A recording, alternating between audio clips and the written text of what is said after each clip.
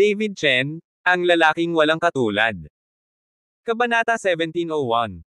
Dapat mong malaman na kahit na ang Demon Sect ay isang sekta ng demonyo, ang layunin nito ay maging malaya mula sa mundo at linangin ng may kapayapaan ng isip. Sa napakaraming taon, ang Demon Heart Sect ay bihirang lumabas sa lihim na kaharian at makipag-away sa mga sekta at pamilya sa labas ng sekular na mundo. Bukod dito, ang Demon Spirit Sect at ang Demon Heart Sect ay halos hindi magkatugma, at ngayon ay biglang inihayag ito ni Song Qingping, kaya maraming tao ang hindi makatiis. Reserve Sect Master, anong ibig mong sabihin? Sect Master. Bakit hindi dumating ang Sect Master para i-announce ang ganoong mahalagang bagay? Tumayo ang mataas na pinuno at tinanong si Song Qingping. Sa kanilang mga mata, ang may pinakamalaking kapangyarihan pa rin ang suzerain. Pagdating sa Song Qingping, marami pa rin ang hindi sigurado. Pagkatapos ng lahat, si Song Qingping ay masyadong bata. Nasa katawan pa rin ang Sect Master, kaya ire-report ko ito sa ngalan niya. Napagpasyahan na ng Sect Master ang bagay na ito, kaya kailangan mo na lang sumunod. Tumingin si Song Qingping sa lahat at pagkatapos ay malamig na sinabi. May sakit ang Sect Master, kaya dapat nating puntahan natin ang Sect Master at makinig sa utos ng Sect Master. Tumayo ang isa pang mataas na pinuno at malakas na sinabi. Pastor, bilang isang deputy suzerain, wala akong karapatan, talagang laban sa iyo. Natapos magsalita si Song Qingping, biglang kumaway ang kanyang palad, at isang nakakatakot na enerhiya ang agad na tumama, na direktang itinulak sa ere ang mataas na antas na pinuno.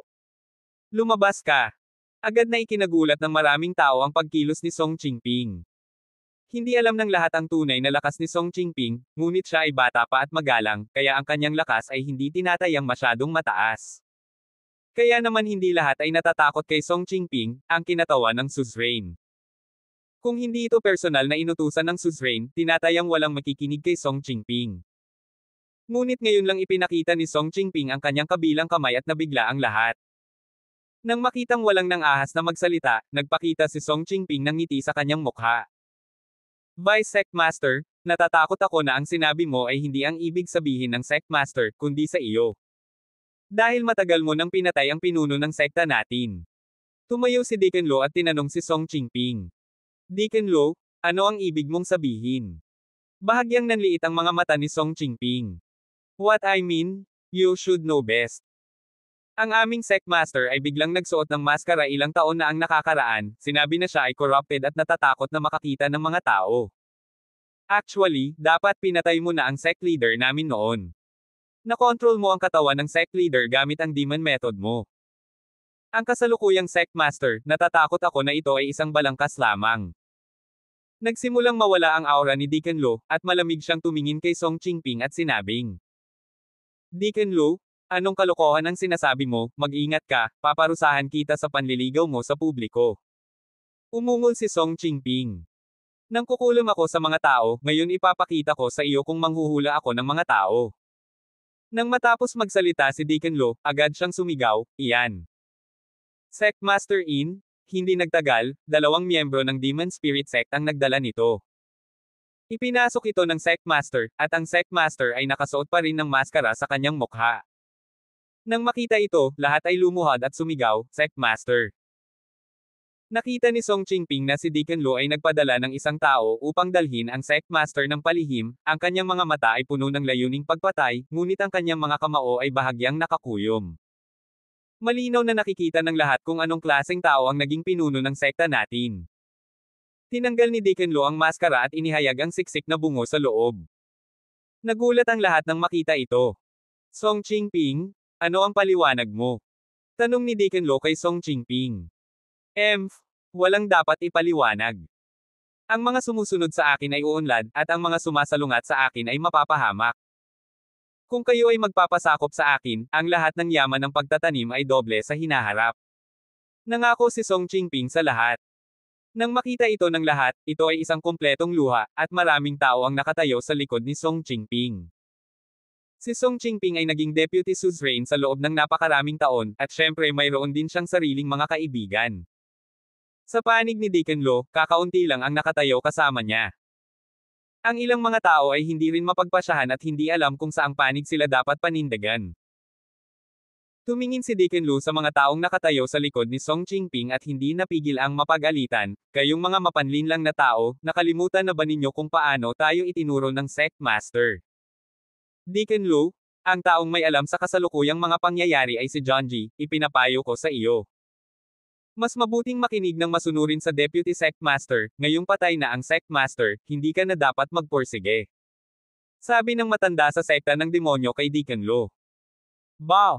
Walang hiya, hindi magkatugma ang Demon Spirit Sect at Demon Heart Sect natin, at ngayon ay maghahalo na tayo, hinding-hindi ako papayag.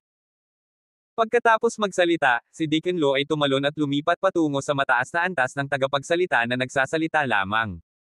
"Natagpuan ko ito sa aking palad. Upang hanapin ang kamatayan." Nang makita ito, iwinagayway ni Song Qingping ang kanyang kamay, ngunit si Deacon Lu ay nakaramdam lamang ng matinding lakas, at pagkatapos ay diretsyong bumagsak ang buong tao.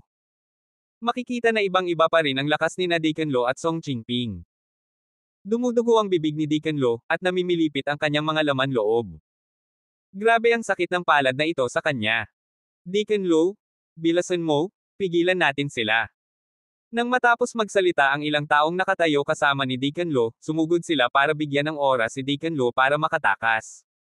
Nang makita ito ni Deacon Lu, hindi niya napigil ang magnganga ang kanyang mga ngipin at tumakbo patungo sa labas ng mundo. Sa kabilang banda, tahimik na naghihintay si David. Alam niya na pagkatapos inumin ni Joe Gia ang gamot, ang Demon Sect ay gagawa ng susunod na hakbang, kaya naghintay siya. Ang Wan Ian Hishuo ay inilagay sa mesa sa kalooban. Hindi nagtagal, nakaramdam ng mahinang paghinga si David, at halatang sinasadya ng kabilang partido ang kanyang paghinga. May bakas ng excitement sa mukha ni David, naramdaman niyang nandito si Song Qingping. Ngunit sa sandaling ito, sa labas ng silid ni David, isang lalaki ang nakasuot ng itim na damit, na may madilim na aura sa kanyang katawan. Sa ilalim ng itim na igos na iyon ay ang maputlang mukha ni Ningji. Itinulak ni Ningji ang pinto ng kwarto ni David at nakitang inilagay ni David ang Wan Ian Polygonum Multiflorem sa mesa. Masyadong mayabang ang David na ito, nang ahas siyang mag-invest ng Polygonum Multiflorem 10,000 taon ng basta-basta. Sabi ng kaluluwa ni Ningji sa katawan nang makita niya ito. Ngunit hindi iyon naisip ni Ningji.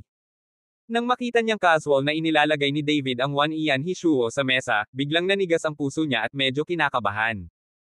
Si Ningji ay sinundan si David ng napakatagal na panahon, alam niya na si David ay hindi isang pabaya na tao. Ngayon ay inilagay ni David ang Wan Ian Polygonum Multiflorem sa mesa sa kalooban, tila siya ay handa, o sinasadya, na naghihintay para sa isang tao na dumating. Huwag magmadaling kunin si Wan Ian Hishuo at kunin si David, kung hindi, huwag mong saktan ang kanyang katawan. Hinimok ng kaluluwa si Ningji. Sumimangot si Ningji, "Senyor, palagi akong may masamang premonition, sinadya ba itong si David?" Hindi pa ba kinuha ni David ang tubig sa Sanggang? Kahit alam niyang nandito ka, anong magagawa mo?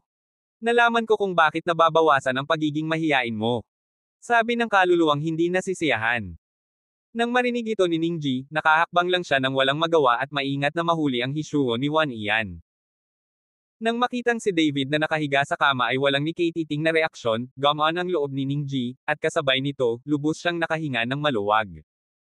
Si David ay kumukuha na ngayon ng tubig ni Sanggang, at siya ay tulad ng isang ordinaryong tao, kaya walang dapat ikatakot si Ningji. Sa Wan Ian Polygonum Multiflorem sa kanyang kamay, ang puso ni Ningji ay napuno ng pananabik. "Kunin mo rin yang David. Kapag nakita mo itong David, tiyak na gagantimpalaan mo kami." Sabi ng kaluluwa. Lumapit si Ningji, tinapik si David, at sinabing, "Wake up, wake up." Nagkunwaring inaantok si David at hindi nasisiyahang bang-ulong, sino ba ang hindi magpapatulog ng sinuman sa kalagitnaan ng gabi? Kabanata 1702. "David, magkikita pa tayo." Nakangiting tumingin si Ningji kay David. "Ningji." Natigilan si David, hindi niya inaasahan na si Ningji pala ito. Sa orihinal, inakala ni David na darating si Song Qingping, ngunit ayaw niyang ito ay si Ningji, na ikinagulat niya. "Oo, ako, ito? Hindi ka ba nagulat? Ang 10,000 taong gulang na Hishuo na pinaghirapan mong makuha ay akin na." Hinawakan ni Ningji si Hishuo at itinapat ito kay David Sian, pagkatapos ay iniunat ang kanyang kamay at hinawakan ang balikat ni David, "Ngayon hindi lang ito Hishuo sa akin, kundi ikaw din, aalisin ko ito." Naisip ni Ningji na nawala ng kakayahan si David, kaya sinunggaban na lang niya ito. Ngunit kumislap ang mga mata ni David, pumutok siya ng diretso, hinawakan ang palso ni Ningji, inagaw si Wan Ian Hishuo mula sa kamay ni Ningji, at pagkatapos ay sinuntok ng malakas ang dibdib ni Ningji. Si Ningji ay pinalo ng napakalakas kaya hindi siya nakapag-ingat, at ang kanyang buong katawan ay agad na nataman, na tumama sa isang malaking butas sa dingding. Mukhang nagulat si Ningji, tumayo, tumingin kay David, at sinabing, "Ikaw, hindi nawala ang iyong kakayahan." "Nawala? Bakit ka nawala? Sinasabi mo ba na kapag nilason mo ako, mawawala ang husay ko?" Malamig na tiningnan ni David si Ningji at sinabing, "Napakapangit ng mukha ni Ningji sa sandaling ito, tambak ka ng basura." Ngunit ngayon ay wala ng silbi si Ningji na sisihin ang anuman, ang usapin ay umabot na sa puntong ito, at maaari na lamang siyang kumapit dito. Ngunit dahil sa malakas na ingay kanina lang ay sumugod si Humas at Jiang Wei. "Huwag kang mag-away, tayo na," sabi ni Soul kay Ningji. Kung haharapin mo lang si David, si Ningji ay magdaragdag ng kaluluwa sa kanyang katawan, at kayapan niyang lumaban. Ngunit ngayong dumating na muli si David para tumulong, pansamantala lang makakatakas si Ningji. Sa sandaling ito, naramdaman ni David ang hininga sa katawan ni Ningji, at bahagyang nanliit ang kanyang mga mata, "No wonder I always felt the familiar breath now. It turns out that the hunchback old man now lives in you." Isang kubo na matanda. Mukhang nalilito si Ningji. Hindi niya alam na sinundan pala ni David ang magic messenger na tumira sa katawan ng isang kuba na matanda noon. "Huwag mo siyang pagsalitaan ng kalokohan, tara na." Hinikayat ang kaluluwa. Tumango si Ningji, at pagkatapos ay biglang bumangon ang apoy mula sa kanyang katawan, bumalot ang apoy sa katawan ni Ningji, at pagkatapos ay unti-unti itong naglaho. Nang makita ito ni David, puno ng pagtataka ang kanyang mga mata. Hindi niya alam kung kailan talaga nagkaroon ng ganoong pamamaraan ang Ningji na ito. "Hahaha, David, hayaan mo akong sabihin sa iyo, hindi lamang mayroon kang isang espesyal na pangangatawan, ngunit si Lao Tzu ay katawan din ng isang apoy na demonyo." Tumawa si Ningji, at ang kanyang katawan ay unti-unting tumatakas sa kawalan. Space technology na lang, gusto ko ring tumakas." Biglang sumangot ng malamig si Jiang Wei, at biglang may lumiwanag na lubad sa kanyang kamay. Biglang naghagis ng lubad si Jiang Wei kay Ningji. Hindi nagtagal, isang gintong liwanag ang kumislap, at si Ningji, na malapit nang mawala, ay muling lumitaw sa sandaling ito, at ang lubad ay nakapulupot kay Ningji. Pagtali sa walang kamatayang lubad. Baka sa mata ni Ningji ang gulat. "Hindi ko inaasahan na mararamdaman mo ang bigkis ng walang kamatayang lubad." Nagmamalaki si Jiang Wei, itong bundle ng walang kamatayang lubad ay ang sagradong sandata ng kanilang pamilya Jiang, sa pagkakataong ito ay inilabas ito ni Jiang Wei. "David, iyan mong kunin ang espasyong ito," sabi ni Humazi, at ilang dilaw na anting-anting ang biglang lumitaw sa kanyang katawan, diretsyong lumilipad patungo kay David. Nang makita ito, agad na naunawaan ni David, kinagat ang kanyang daliri sa isang iglap at casual na iwinagayway, may mga siksik na kulay dugo na rune sa papel ng Dao Talisman. Nagliwanag ang mga spell na ito, natrap ang buong kwarto ni David, na pinipigilan si Ningji na gumamit ng space magic para makatakas. Tiningnan ni Ningji ang kumikislap na spell at sinabing may pagtataka, "David, ikaw. Paano ka pa nakakaalam ng mga spell? Ikaw. Alam mo, napakaraming alam ni David, at ngayon ay nakakaalam pa siya ng mga spells at iba pa.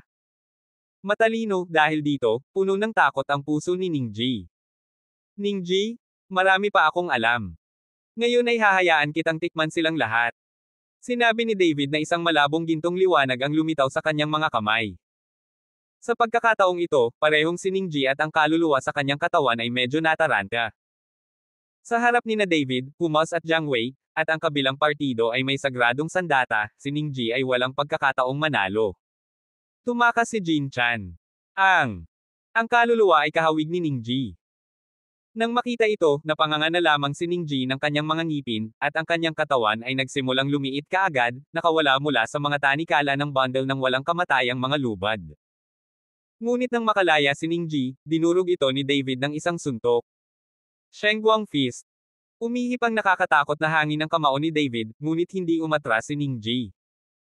Ang matinding suntok ni David ay direktang tumago sa dibdib ni Ningji. Lumuwa si Ningji ng isang bibig ng dugo at tumingin kay David na may galit na mukha. David, ikaw. Kailangan mo bang patayin silang lahat? Kalokohan, ang mga katulad mo ay salot lang sa mundo. Malamig ang mga mata ni David. Nang walang kaunting awa, sumugod muli kay Ningji. Boom! Sa pagkakataong ito, sumigaw si David ng buong lakas. Sa isang suntok, halos madurog ang buong itaas na bahagi ng katawan ni Ningji, napuno ng dugo ang kanyang katawan, at ang kanyang paghinga ay naging napakahina. Nang makitang ganito si Ningji, na-relax nina Humazi at Jiang Wei ang kanilang pagbabantay.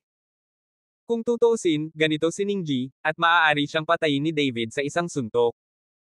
Medyo kakaiba rin ang naramdaman ni David sa mga sandaling iyon. Kahit na si Ningji ay maaaring hindi kasing lakas ng kanyang sarili, imposibleng maging mahina siya. 2 beses siyang tinamaan, at agad na namatay. Ngunit sa pagtingin sa naghihingalong hitsura ni Ningji, mukhang hindi siya nagpapanggap, na labis na ikinagulat ni David. David, hintayin mo ako? Kung hindi ako mamatay, kailangan kong durugan ang katawan mo sa 10,000 piraso. Sinigawan ni Ningji si David na may malungkot na mukha, at patuloy na ginugulo si David. Huwag kang mag-alala, hinding-hindi kita hahayaang umalis ng buhay ngayon. Pagkatapos magsalita, sinipa ni David si Ningji. At sinundan ni Ningji ang sipa ni David, ang kanyang katawan ay biglang bumagsak sa dingding, at ang kanyang katawan ay nahulog. Asupra. Nang makita ito ni David ay agad siyang nag-react at hinabol siya. Ngunit nang magmaneho si David, nakita niya na si Ningji ay agad na naging itim na ilaw at nawala ng walang bakas. Ang itim na damit sa katawan ni Ningji ay nanatili sa lupa, na puno ng dugo. Damn it! Hayaan mo siyang makatakas.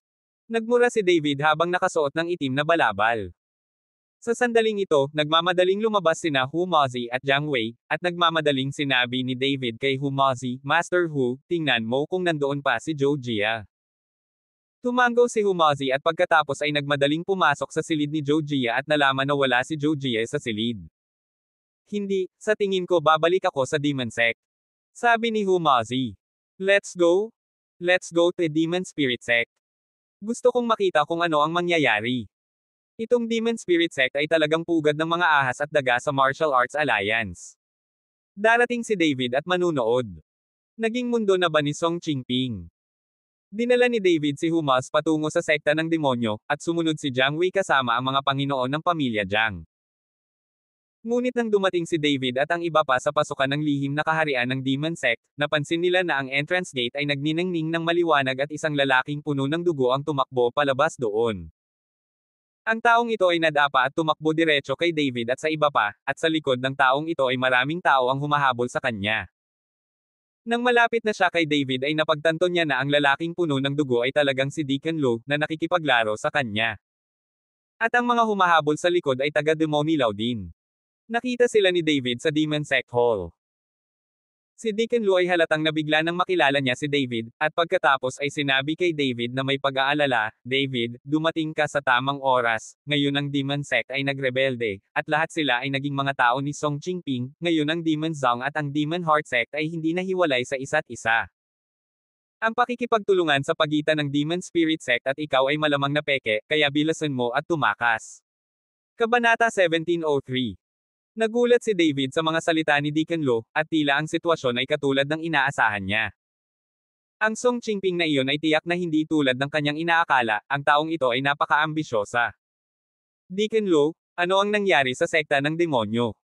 Hiniling ni David kay Deacon Lu na linawin. Bumantong hininga si Deacon Lu at sinabing, pagkatapos ay pinatay ni Song Qingping ang Sect Master noong maaga pa at lihim niyang kinokontrol ang Demon Spirit Sect, nililinang ang sarili niya mga tagasunod, ngayon ang oras ay hinog na, ito ay magsasama ng ating Demon Spirit Sect. Sinabi ni Deacon Lu na ang ilang mataas na antas na leader ng Demon Spirit Sect sa likod niya ay naaresto na. Nang makita nila si David, medyo nagulat ang ilang tao, at itinuro ng isa sa kanila si Deacon Lu at sinabing, Deacon Lu, bumalik ka sa amin ng masunurin, ito ang ibig sabihin ng Deputy Sect Master, kung hindi, tayo ay magiging magalang. Kayong mga traidor, maganda ang pakikitungo sa inyo ng Sect Master noon, pero ngayon ay pinatay na ang Sect Master, ayaw nyo pang maghiganti sa Sect Master, pero traidor pa rin kayo. Sinumpa ni Deacon Lu ang ilang matataas na opisyal. Maging ang mga matatandang miyembro ng abalang Demon Sect ay mukhang pangit, basta walang gustong tawaging traidor. Deacon Lu, gusto lang namin mabuhay, sana hindi mo kami mapahiya. Ang mataas na antas na pinuno ay dahan-daang naglakad patungo kay Deacon Lu. Si Deacon Lu ay nagngangalit ang kanyang mga ngipin at gumawa ng desperado na kilos. Galing kayo sa iisang angkan, paano kayo magpatayan sa isang kisap mata? Dahil ba sa Song Qingping na iyon? Humakbang si David at sinabi sa harap ni Deacon Lu. Nang makita ito, ang pinuno ng Demon Spirit Sect ay nagsabi na may bahagyang malamig na ekspresyon, David, ito ay isang family affair ng ating Demon Spirit Sect, at wala itong kinalaman sa iyo. Mas mabuting huwag kang makialam. May mali sa Demon Sect, kaya syempre kailangan kong magtanong.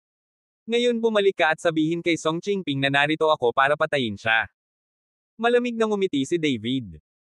Nang makita ito ni David, naging pangit ang mga ekspresyon ng matataas na miyembro ng Demon Sect. Damn, hindi mo ba narinig ang sinabi ni Mr. Chen? Nagmura si Jiang Wei, na sinundan ng clan ng mga master ng pamilya Jiang sa likod niya, at pinalibutan ang mga senior member ng Demon Sect. Ilang matatandang miyembro ng Demon Sect ang nagulat nang makita ito. Maaari nilang ipagkanulo ang sekta upang mabuhay, at ngayon sila ay nasa panganib, at ang mga ekspresyon ng ilang tao ay nagbago ng malaki. Kung talagang lalaban sila, siguradong hindi sila kalaban. Sige, balik na tayo at magsumbong sa Assistant Warden. Sect Master ngayon. Ang mataas na antas ng Demon Spirit Sect ay tumango, pagkatapos ay dahan-daang umatras. Hanggang sa wala ng delikadong posisyon, tumalikod ako para buksan ang pinto ng Secret Kingdom at diretsong pumasok. Nang makabalik ang matataas na opisyal ng sekta ng demonyo, biglang lumuhad si Deacon Lu kay David, salamat Mr. Chen sa pagligtas sa kanyang buhay, at umaasa din ako na mailigtas ni Mr. Chen ang ating sekta ng demonyo mula sa apoy at tubig. Ngayon ay papatayin ni Song Qingping ang maraming tao. Pinilit. Deacon Lu, hindi mo na kailangang sabihin sa akin, aalisin ko rin si Song Qingping. Si David at ang Martial Arts Federation ay hindi mapaghihiwalay, at sa likod ng Martial Arts Federation ay ang Demon Heart Sect, at si Song Qingping ang namumuno ngayon sa Demon Spirit Sect. Imposibleng hayaan siya ni David na magtagumpay sa pagsumpa sa sumpa ng Demon Heart. Kung mayroon kang mga salita ni Mr. Chen, ang sekta ng demonyo natin. Nailigtas. Dadalhin kita sa isang lihim na mundo. Kung mapapabuti ang pag-access sa lihim na mundo sa ibang pagkakataon, hindi na kami makakapasok. Kasama ni David, dumaan sila sa tarangkahan ng lihim na kaharian at pumasok sa Demon Sect. Sa sandaling ito, si Ningji, pagkatapos na makitungo sa ilang matataas na antas na Demon Spirit Sects na sumalungat sa kanya, ay kinuha ang kontrol sa buong Demon Spirit Sect.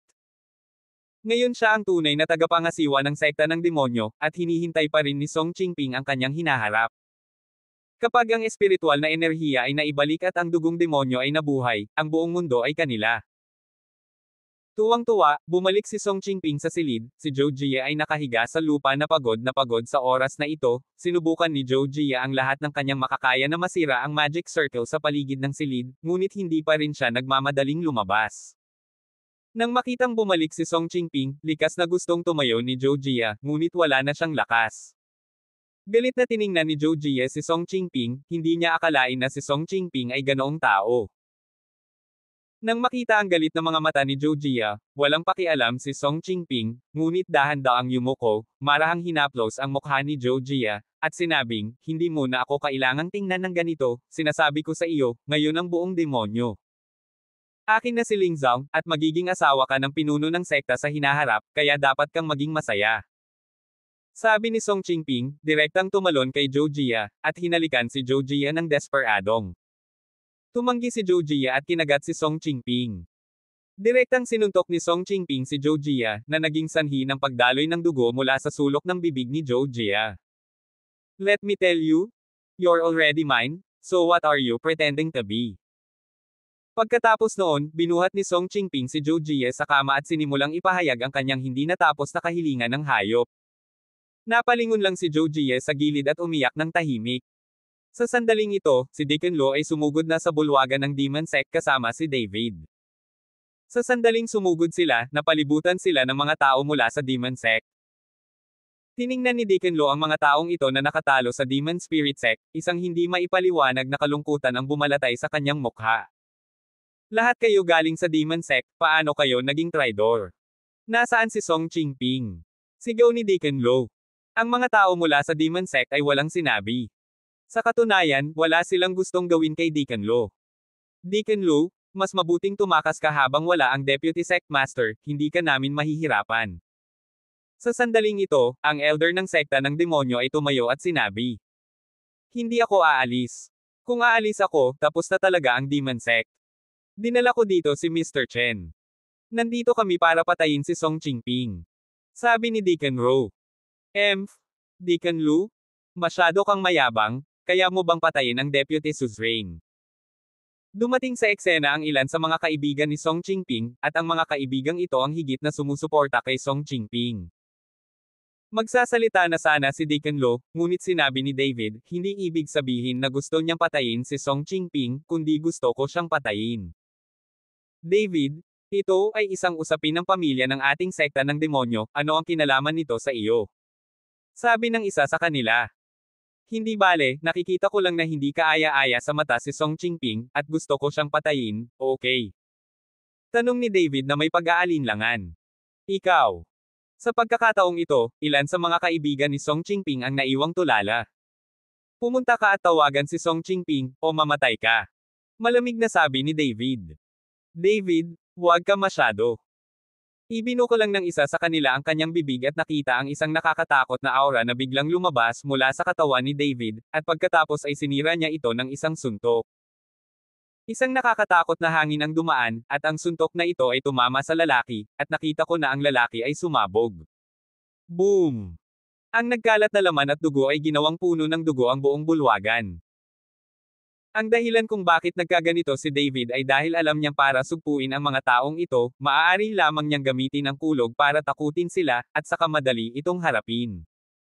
Totoo, ang suntok ni David ay agad na ikinagulat ng lahat.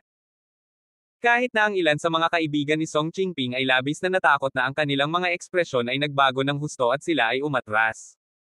Pumunta ka at tawagan si Song Qingping, kung hindi ay mamamatay ka.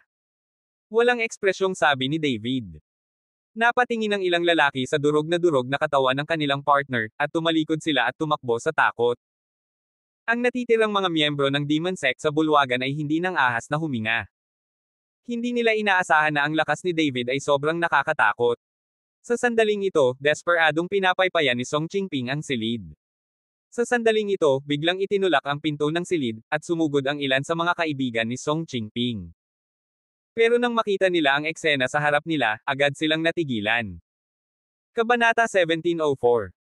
Hindi sila kailanman naniwala na si Song Qingping ay handang makipaglaro sa mga babae pagkatapos lamang na makontrol ang Demon Spirit Sect.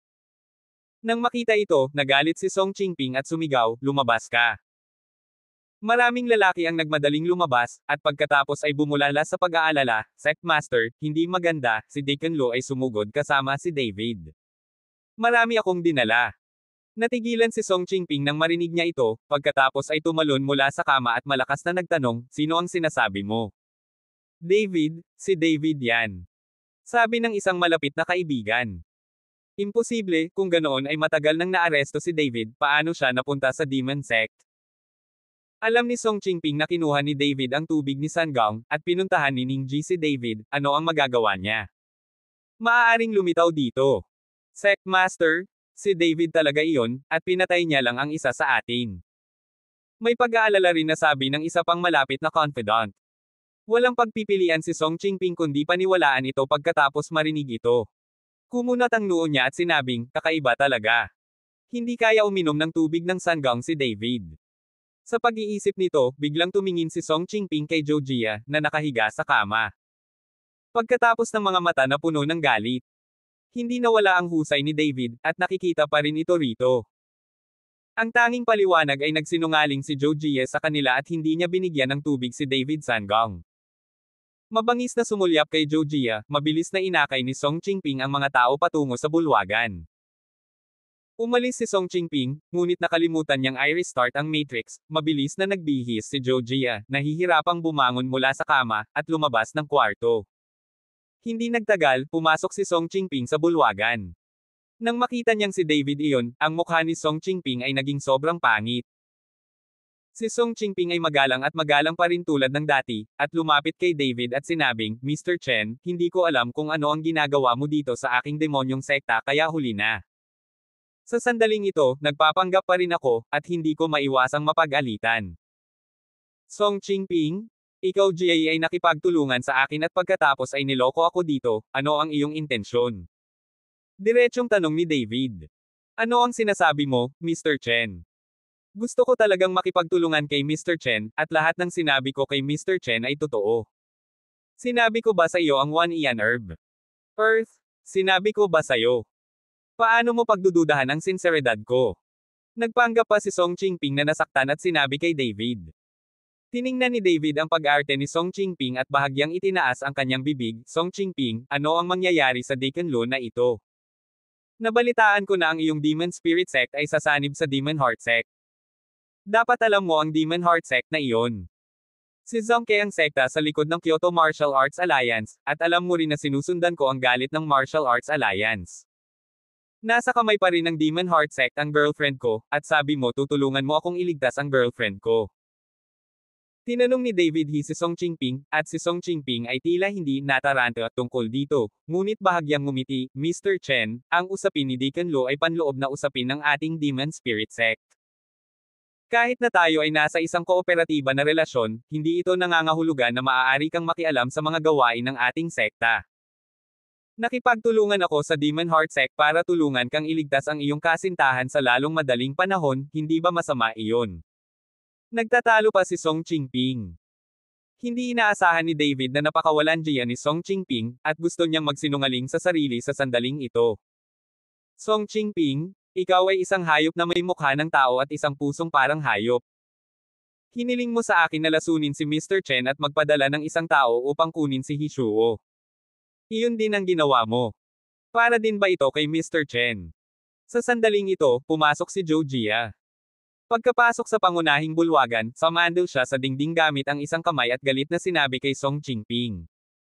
Sa sandaling ito, si Zhou Jia ay pagod na pagod, ang kanyang buhok ay magulo, at ang kanyang mukha ay sobrang pangit.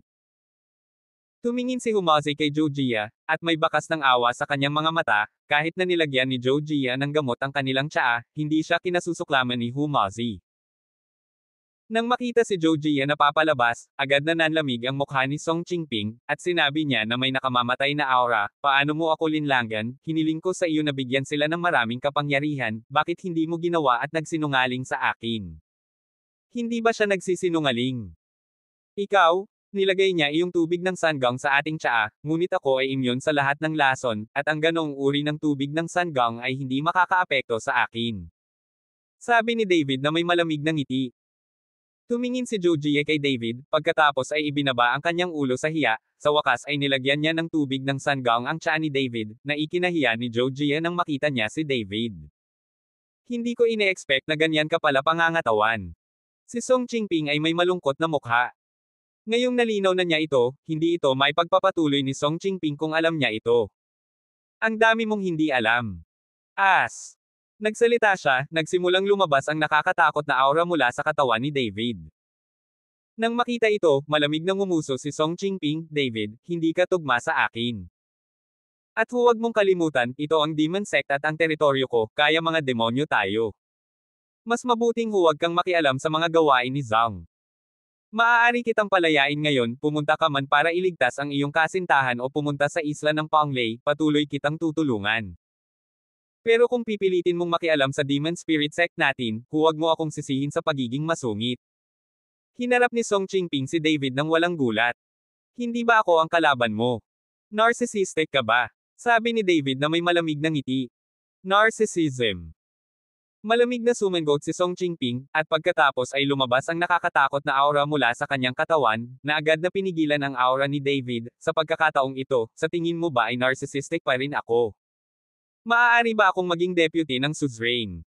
Depende ito hindi lamang sa paraan, kundi pati na rin sa lakas sa hinaharap. Ang rurok ng dakilang marquis. Kumunat ang noo ni David, hindi niya inaasahan na ganoon kalakas ang lakas ni Song Qingping, ito pala ang rurok ng Great Marquis. Ang lahat ay tumingin kay Song Qingping nang may pagtataka, at maging si Deacon Lu ay puno ng pagtataka. Malinaw na nilinlang siya ni Song Qingping sa loob ng maraming taon, at walang nakakaalam ng kanyang tunay na lakas. Ano? Natatakot ka ba? Kung oo, umalis ka ng masunurin. Hindi kita ipapahiya, at hindi rin kita pipilitin na manatili sa katawan ng Gorfind. Mukhang nandidiri si Song Qingping habang nakatingin sa walang pakialam na ekspresyon ni David. Quote. Bahagyang kumunat ang noo ni David, itong si Song Qingping ay nakikipag-ugnayan sa kanya para makuha ang katawan ng Gorfind. Ngunit sa sandaling ito, hindi gusto ni Song Qingping ang katawan ng dugong demonyo, na ikinagulat ni David. Pero kahit anong mangyari, hindi madali para kay David na umalis. Napakabaliw mo, hindi mo ba alam na pinugutan ko lahat ng 7 martial marquises ng Martial Arts Alliance at maging ang pinuno ng Martial Saint Weapon? Mayabang. Dapat mong malaman na si Ningji, na biglang sumulpot, kahit na nakita niya ako, makakatakas lang siya para sa kanyang buhay. Tumawa si David. Huwag mong ikumpara sa akin ang tanga. Kung wala sa katawan niya ang espiritu ng Lord Demon Envoy, ano siya? Nais kong malaman ng lahat na kahit walang basbas ng espiritu, maaari pa rin akong makalusot sa dakilang marquee. Naabot ang antas ng Martial Saint. Puno ng pang-aalipusta ang mukha ni Song Qingping, at hindi man lang niya pinansin si Ningji. Ang dahilan kung bakit niya nirerespeto ng husto si Ningji ay dahil din sa demonyong espiritu sa katawan ni Ningji. Kung gusto ng Diyos na malunod siya, siguradong mababaliw siya, I think your death is coming. Habang siya. Sinabi na malamig ang mga mata ni David. Kabanata 17:05. Huwag mong sirain ang bulwagan ko, hihintayin kita sa labas. Pagkatapos noon, dinala ni Song Qingping ang kanyang mga kamay sa kanyang likod at dahan-daang naglakad palabas na sinamahan ng ilang kaibigan. Masyadong bastos ang lalaking ito, makikilala ko siya. Nang makita ang pag-urong hitsura ni Song Qingping, hindi na nakatiis si Jiang Wei. Kuya Jiang, huwag kang magalit, gagawin ko. Bahagyang ngumiti si David. Sa sandaling ito, hawak ni David ang Dragon Slaying Sword sa kanyang kamay, at hindi man lang siya natakot sa tuktok ng Great Marquee. Lahat ay lumabas ng bulwagan, at nang lumabas si Humazi sa bulwagan, hindi niya maiwasang mapasulyap kay Zhou Jia. Gusto niya talagang aliwin si Zhou Jia, ngunit hindi niya alam kung paano siya aliwin. Pagdating sa looban ng Demon Sect, tumayo si David sa tapat ni Song Qingping. Nakita kong dahan-daang itinaas ni Song Qingping ang kanyang kamay, at isang malakas na hininga ang biglang bumuga. Boom! Habang siya ay nasa gitna, isang malaking pulutong ang sumugod kay David na parang tsunami. Ang hangin ay humampas, at ang buong lihim na kaharian ay nanginag.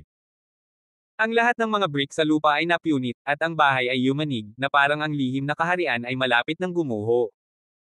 Nararamdaman ng nakakatakot na kapangyarihang ito, lahat ay nagtatago at nanonood ng tahimik. Ang tuktok ng Marquee of Great Wu ay talagang kamangha-mangha. Naramdaman ni David ang pagsabog sa paligid niya at hindi niya maiwasang sumimangot ng kaunti. Haha, David, kung iniisip mo lang na ako ang kapangyarihan ng Great Marquee Peak, nagkakamali ka. Ito ay isang lihim na kaharian, may mga batas, at ako ang gumawa ng mga batas. Sinabi ni Song Qingping, mula sa magulong estado sa lahat ng direksyon, ang mga di nakikitang puwersa ay umatake, tulad ng mga bundok, na patuloy na pinipindot si David. Ang mga tile sa sahig sa ilalim ng mga paa ni David ay direktang bumagsak, at ang mga buto sa kanyang katawan ay gumawa din ng isang tunog na dumadagandong. Sa sandaling ito, naiintindihan ni David. Sa lihim na kaharian na ito, si Song Qingping ay parang mga master ng formation. Matapos mabuo ang forma sayon, ang lakas ng mga tao sa loob nito ay tataas ng husto, at maaari niya itong ayusin anumang oras. Bagamat ang lihim na kaharian na ito ay hindi nilikha ni Song Qingping, si Song Qingping ay nanirahan sa lihim na kaharian na ito sa loob ng maraming taon at dapat malaman ang mga patakaran. Unti-unting nagbago ang balat ni David, at bahagyang nanginag ang kanyang katawan. Kung nilabanan lang niya ang kapangyarihan ni Song Qingping, si David ay lubos na kumpiyansa, ngunit ang Song Qingping na ito ay talagang kapangyarihan ng batas sa lihim na kaharian, na nagpagulo kay David. Ngunit sa lalong madaling panahon nadama ni David na pamilyar ang kapangyarihang ito. Nang tumawid si David sa magulong estado, kinailangan din niyang igiit ang kanyang mga ngipin upang taglayin ang kapangyarihang ito. Ito ang kapangyarihan ng batas. Ito ay dapat na mas malaki ang sikreto, mas malakas ang puwersa ng batas. Sa pagtingin sa nanginginig na katawan ni David, hindi napigilan ni Song Qingping na matawa. Ang labas ng mundo ay talagang labis ang pagpapahalaga sa iyong lakas, hindi ko alam kung bakit may mga taong gusto ang iyong katawan. David, sabi ko, kung hindi mo papatayin, huwag kang makialam sa mga gawain ng ating sekta ng demonyo, kung hindi, sa sandaling iwagayway ko ang aking kamay, isang malaking puwersa ang maghihiwalay sa iyo. Iniisip pa rin ni Song Qingping ang tungkol sa pakikipagkasundo kay David, huwag lang makipag-away. Ang pisikal na katawan ni David ay talagang kaakit-akit, si Song Qingping ay walang paraan upang magsimula, kahit na siya ay lumaban, siya ay natatakot. Ayaw ni Song Qingping na makipag-away kay David dahil natatakot siyang makapasok sa katawan ni David. Hanggat aalis si David, iniligtas man niya ang kanyang kasintahan o pupunta sa isla ng Panglay, may mga bitag na naghihintay sa kanya, kaya hindi nagmamadali si Song Qingping na harapin si David. Kaya kung tiisin ang puwersa ng mga batas. Pagkatapos magsalita ni David, bigla siyang sumigaw, at ang Dragon Slaying Sword ay agad na lumitaw sa kanyang kamay. Ang Dragon Slaying Sword ay naglaslas at nagdulot ng isang pangitain ng langit at lupa, napakabangis na enerhiya ng espada, at dumiretso sa Song Qingping. Nang makita ito, mabilis na tumalikod si Song Qingping, iniiwasan ang sword chi ni David. May kakayahan ka pa bang lumaban? Napatingin si Song Qingping kay David nang may pagtataka. Ngunit sa sandaling ito, isang masakit na sigaw ang nagmula sa likod ni Song Qingping. Nang lumingon si Song Qingping, nalaman niyang ilan sa kanyang mga kasama ay nasugatan na ng lakas ng espada sa sandaling ito, at ang pinakamabigat ay naputol ng matalas na lakas ng espada ni David. Ilang lalaki ang tumingin kay Song Qingping nang may sakit. Nagpasya silang ipagkanulo ang Demon Spirit Sect at nagpasya na sundan si Song Qingping, ngunit ayaw nilang humantong sa ganito. Si Song Qingping mismo ay hindi inaasahan na ang suntok ni David ay makakasakit sa kanyang mga kaibigan sa likod niya. Sa pagkakaalam nito, hindi lang siya umiwas at pinigilan ang sword chi. Ngunit huli na ang lahat, ang ilan sa kanyang malalapit na kaibigan, na maingat niyang nilinang, ay namamatay na sa ilalim ng espada ni David. Dapat mong malaman na ang mga taong ito ay mga piraso ng chess para kay Song Qingping para kontrolin ang Demon Spirit Sect. Sa pagkakataong ito, si Song Qingping ang kumokontrol sa Demon Spirit Sect na mag-isa, hindi niya alam kung gaano karaming tao ang tapat na masunurin. Dahan daw ang ibinaling ni Song Qingping ang kanyang ulo at tumingin kay David ng may malamig na mga mata. Sa kabilang banda, mahinang ngumiti si David, isang gintong liwanag na nagmula sa kanyang katawan, na nagpapaliwanag sa buong Demon Sect. Makapangyarihan ang kapangyarihan ng batas, ngunit sa kasamaang palad, ang lihim na kaharian ng Demon Sect ay napakaliit, kaya kahit napakilyusan ni Song Qingping ang kapangyarihan ng batas, maaari pa ring labanan ito ni David gamit ang kanyang malakas na katawan. Dapat mong malaman na si David ay lumakad sa isang magulong espasyo, at dinala ni David ang kapangyarihan ng magulong agos pababa. Hindi mo naman ako kailangang tingnan ng ganyan, malapit ka na rin maging katulad nila. Mahinang sabi ni David. David, minamaliit talaga kita. Hindi ko inaasahan na kaya mong labanan ang kapangyarihan ng batas na ito. Mukhang nahihirapan talaga ako. Kasama mo ngayon. Balak pumatay. Pinatay ng lalaking ito si David. Dahil naramdaman niya ang banta ni David, ang banta ng kamatayan. Baka naman nagbibiro ka lang. Itinaas ni David ang gilid ng kanyang bibig, paumanhin, nag-iinit lang ako, ngunit ang iyong mga alipin ay talagang hindi nakamit ang kanilang mga inaasahan. Ikaw. Halos mamatay si Song Qingping sa galit. Dapat mong malaman na ang mga kaibigan niyang ito ay pawang mga high-level na miyembro ng Demon Spirit Sect, ngunit silang lahat ay makapangyarihang Marquises ng Great Wu. Nasugatan sila ng espada ni David dahil hindi sila naniniwala na ang lakas ng espada ni David ay biglang pupunta sa kanila. Sa huli, si David ay napigilan ng puwersa ng batas. Sinong mag-aakalang kaya pa niyang lumaban? Ang espadang lumabas ay nakatutok kay Song Qingping. Sinong mag-aakala na makakaiwas si Song Qingping? Ang ganitong mga pagkakataon ay naging sanhi ng ilang mga kaibigan ni Song Qingping na direktang nasugatan ng espada chi ni David.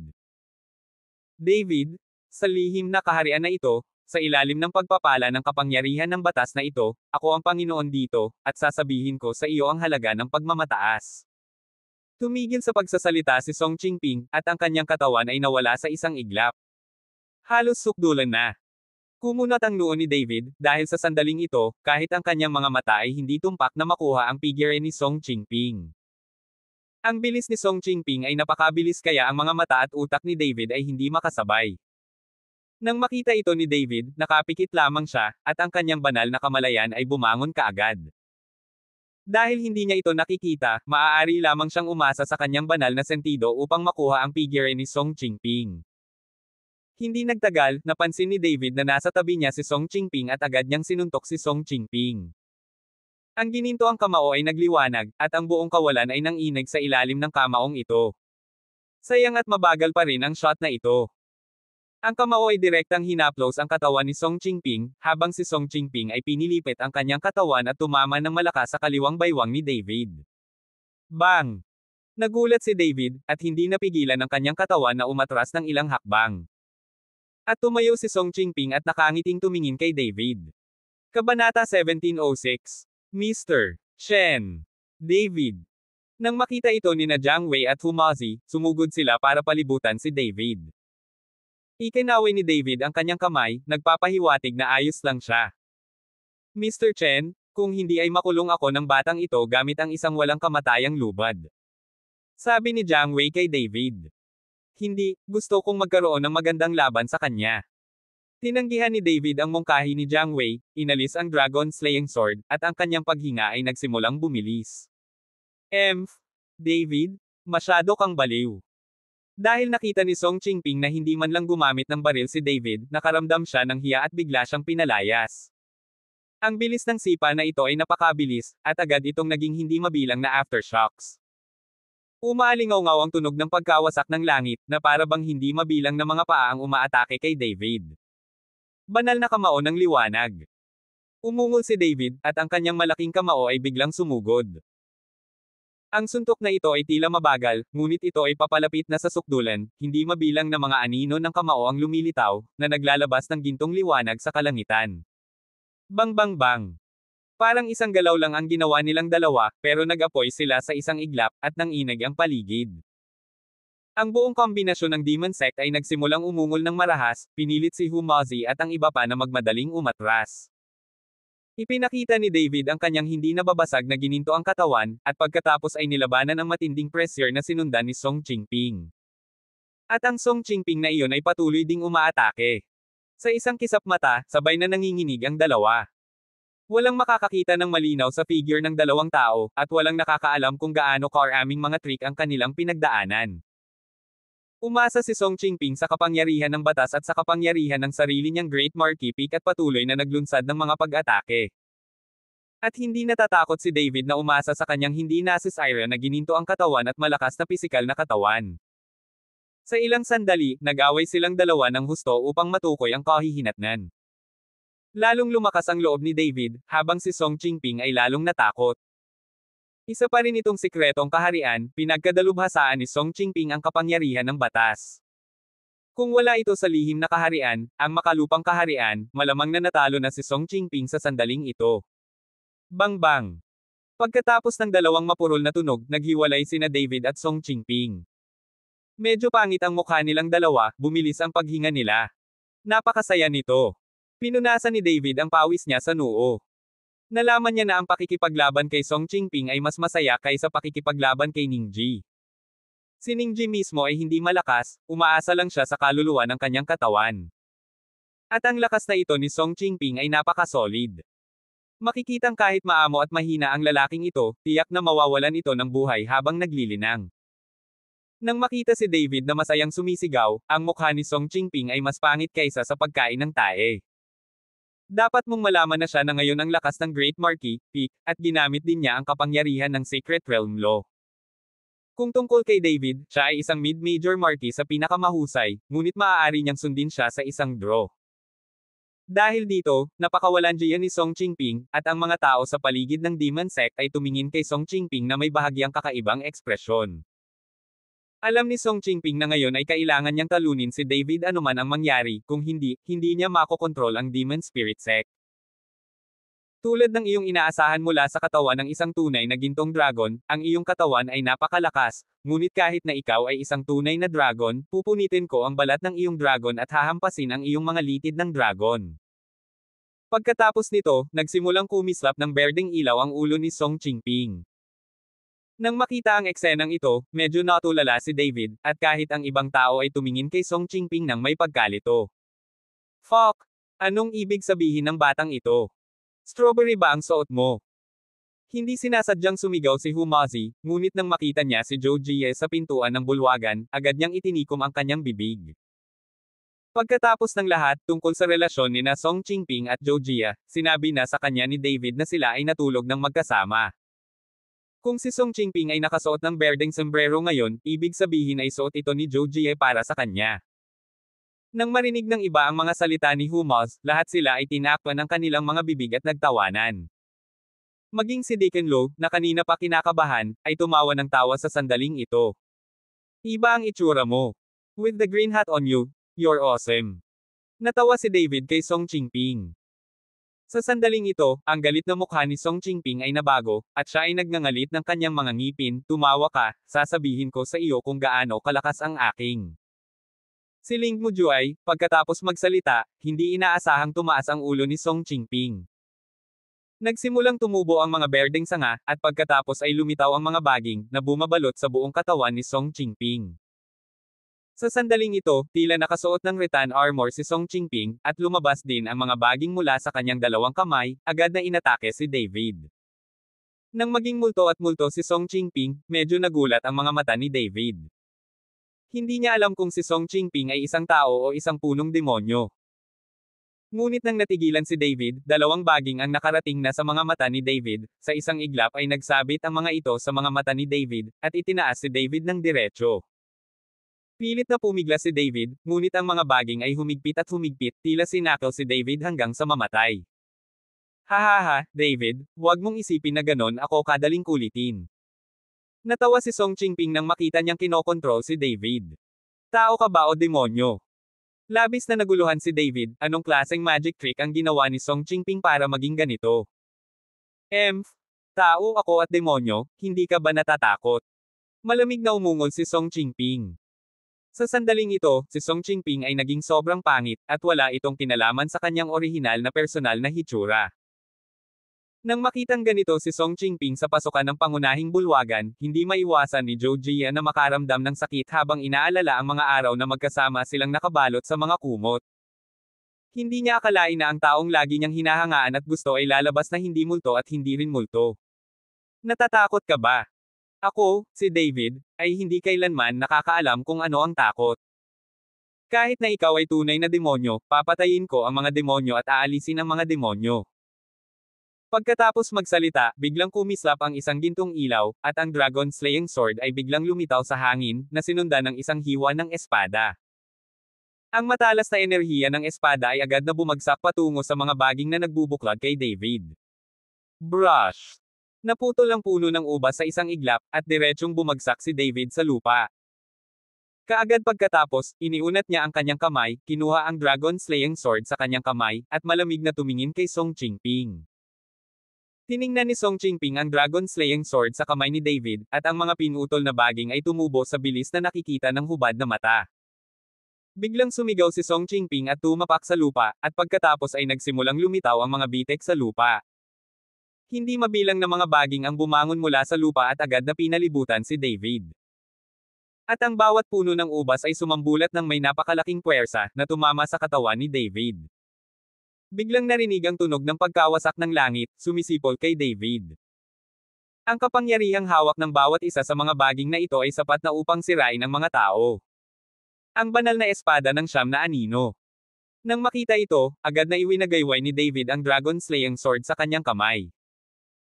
Kaagad pagkatapos, si David ay nakita bilang isang clone, at anim na magkaparehong David ang lumitaw sa isang iglap, bawat isa sa kanila ay may hawak na Dragon Slaying Sword sa kanilang mga kamay. Anim na Davids ang masiglang ibinato ang kanilang mga espada ng sabay-sabay. Lumakas ang nakakasilaw na enerhiya ng espada, at hindi mabilang na mga ilaw ng espada ang tumama sa mga baging na iyon. Si Janmang at ang baging ay ibinigay, at ang baging ay naputol sa isang iglap, na gumawa ng malakas na ingay. Napatingin si Song Qingping sa anim na David na biglang sumulpot at natigilan sandali. Hindi niya inaasahan na napakalakas ng mga pamamaraan ni David. Noong una ay inakala niya na isa itong clone, ngunit ang bawat sinag ng espada ay may malaking kapangyarihan, at napagtanto niya na ang anim na magkaparehong David na ito ay lahat ay may kakayahang magdulot ng malaking pinsala. Pagkatapos ng kislap ng espada, ang lupa ay puno ng mga pinutol na baging, at ang mukha ni David ay medyo pangit sa oras na ito, ang kanyang paghinga ay mabigat, at may pawis sa kanyang noo. Kabanata 1907. Ginamit ko lang ang Nine Shadows Divine Sword para mag-transform sa 5 karakter na nagpapagod kay David. Pagkatapos ng lahat, ang liwanag ng espada na ibinubugay ng 5 figure ay ang kapangyarihan din na nagmula sa katawan ni David. Kung ilusyon lang ito, paano pa ito magkakaroon ng offensive power? Napatingin si Song Qingping kay David nang may pagtataka. Ginamit niya ang pinakamakapangyarihang galaw ngayon lang, ngunit ayaw niyang patayin si David, at ni hindi niya kontrolado si David. Ngunit sa pagtingin sa humihingal na hitsura ni David, tila may naintindihan din si Song Qingping, at pagkatapos ay bahagyang ngumiti ang gilid ng kanyang bibig. David, kahit anong galaw ang gamitin mo, kumonsumo ito ng maraming mental power, at magagamit ko ang kapangyarihan ng batas, sa pagkakataong ito mamamatay ka. Alam ni Song Qingping na si David ay nasa dulo ng pagbaril. Nakita ko na ang katawan ni Song Qingping ay nag-ugat tulad ng isang malaking puno, at ang mga baging ay bumagsak ng malalim sa lupa, at ang hininga ng buong tao ay nagsimulang tumaas sa mga ulap. Nagsimulang umikot ang ilang baging at pagkatapos ay nag-intertwine. Ang mga baging ay patuloy na umuugoy sa hangin, at sila ay pabilis ng pabilis. Ilang sandali, ang buong kawalan ay mabilis na nayanig, at lumitaw ang isang buhawi. Binalot ng buhawi ang sarili nito sa walang katapusang kapangyarihan, umiikot sa mabilis na bilis, at pagkatapos ay tumungo patungo kay David. Hanggat si David ay nasasangkot, ang kanyang katawan ay magiging malakas, at siya ay direktang dudurog sa laman. Napatitig ang mga mata ni David sa malaking buhawi na nasa harapan niya. Sinipsip ng napakalaking puwersa ng pagsipsip ang lahat ng nasa paligid niya at saka dinurog iyon. Si Humazi at ang iba ay nagulat lahat at napaatras sa malayo. Ngunit nang malapit nang umalis si Humazi, bigla niyang napansin na si Zhou Jia, na nasa pintuan, ay unti-unting sinisipsip ng buhawi dahil sa kanyang kawalan ng lakas. Nagulat si Humazi at napatalon. Wala siyang pakialam sa sarili niyang kaligtasan. Lumapit siya at niyakap si Zhou Jia, pilit na tinatakasan ang pagsipsip ng buhawi. Ang hangin ay umuungol, at si Humazi ay nagpupumigla sa bawat hakbang, ngunit nagngangalit ang kanyang mga ngipin at hinawakan si Zhou Jia nang hindi banibitawan. Si Zhou Jia ay nasa mga bisig ni Humaz, tahimik na nakatingin sa matanda at pangit na lalaki sa kanyang harapan. Ngunit sa sandaling ito, napansin ni Zhou Jia na nagbago si Humazi, naging mas gwapo siya, at mas matanda na siya. Sa katunayan, ito ang estado ng sesame seed sa puso ni Zhou Jia na nagbabago. Sa sandaling ito, tumingin si David sa malaking buhawi sa kanyang harapan, at ang nakakatakot na kapaligiran ay nagparamdam din sa kanya ng panganib. Hinawakan ni David ang Dragon Slaying Sword sa magkabilang kamay, at ang Divine Dragon Power ay pumasok sa Dragon Slaying Sword. Nagsimulang umungol ang Dragon Slaying Sword. Sumigaw si David, ang espada ay kumikinang sa Dragon Slaying Sword, at isang gintong aura ang lumabas mula sa katawan ng Dragon Slaying Sword. Hindi nagtagal, ang hiningang ito ay naging isang higanteng espada na may 10 metro ang haba, na nakabitin sa hangin na parang hadlang, na humaharang sa figure ni David. Isang gintong liwanag ang kumikislap at ang buong gabi ay naging araw. Putulin. Kumaway ng malakas si David. Ang napakalaking sword beam na iyon ay tumama patungo sa nakatutuwang buhawi sa isang iglap. Saglit na nagsalubong ang dalawang hininga na nagdulot ng napakalaking pagsabog. Ang buhawi ay desperadong papalapit kay David, at ang malaking liwanag ng espada ay sinusubukang hadlangan ito. Ang nakakatakot na aura ay patuloy na lumawak, at ang buong lihim na kaharian ay nagsimulang mag-warp. Tumigil ka, kung magpapatuloy ito, babagsak ang lihim na kaharian. Nang makita ito, si Deacon Lo ay nagmamadaling sumigaw. Dapat mong malaman na ang lihim na kaharian na ito ay nilikha din gamit ang isang magic circle. Ito ay hindi masisira. Kung ang gayong napakalaking puwersa ay bumangga, ang lihim na kaharian ay babagsak. Nang marinig ang pag-ungol ni Deacon Lo, sumimangot si Song Qingping at agad na nawala ng malay. Dahil hindi niya maaaring hayaang bumagsak ang Secret Kingdom, hindi ba mawawala ng silbi ang Demon Sect na pinaghirapan niya?